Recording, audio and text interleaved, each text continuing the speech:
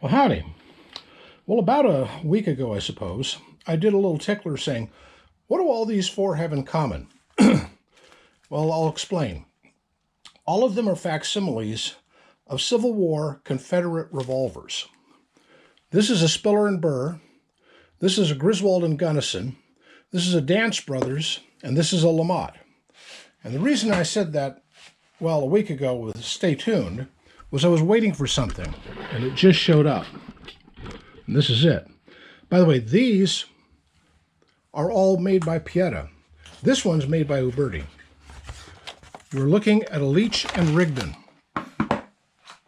Leech and Rigdon, well, there were two missing from my collection. One was the Leech and Rigdon, and the other is the Augusta Ironworks one. Well, I don't expect to get that one, unless I can find a real one at auction or something. There's two things that distinguish a Leech and Rigdon, or later a Leech and Ansley, I think is his name, or is it Rigdon and Ansley? Yeah, it's Rigdon and Ansley. You'll notice it has the octagonal section that looks like an 1851, then the rest of it is round. That's the distinctive feature. This one is an Uberti copy, and they made one little bad mistake, in my opinion. They obviously pulled this cylinder off the 1851 Navy line because that's a Navy engraving on it. The Leech and Rigdon should be just like this Griswold and Gunnison and have an absolutely blank scene on the cylinder.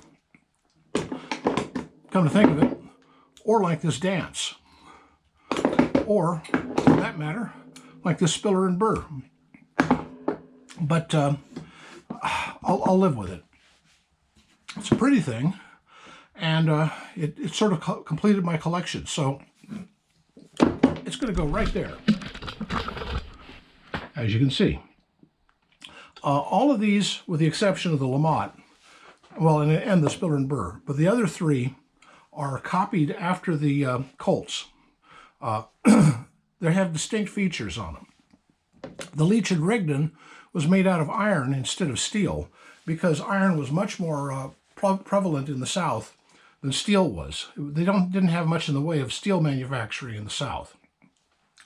The Dance Brothers is noted for having a flat area around the hammer here, as versus the rounded on a Colt or any of the others. This one is made based on the Whitneyville, and this one is based on its own design. The Griswold is just like a Colt, except that it's done in brass. Brass was much easier to get a hold of than steel or even iron. As I recall, the story was as Griswold went around and got a bunch of church bells and other brass implements around the house from all of the kitchens around the South, melted them down and made these. Of all of these guns, the Leech and Rigdon and the Griswold were probably the most common guns you would run into, unless you ran into an 1851 Navy. A lot of the officers in the Confederacy were trained at West Point, and while at West Point, they went down to Colonel Colt's shop and picked up an 1851 Navy. So a lot of them carried that gun into the war.